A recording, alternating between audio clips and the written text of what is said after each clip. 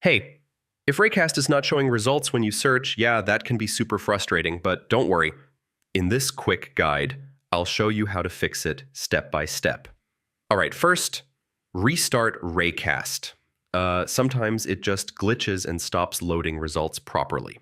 Next, go to Raycast settings and check your search preferences. Make sure apps and extensions are enabled. Now, Raycast depends on Spotlight indexing, so if results are missing, re-index Spotlight. This helps refresh your system search database. If you're not seeing results from extensions, yeah, make sure they're installed and enabled.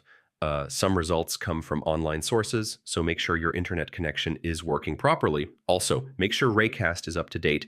Outdated versions can cause search issues. If it's still not showing results, just reinstall Raycast. This resets everything and fixes deeper problems. And yeah, that's it. One of these steps should fix the issue and get your search results back.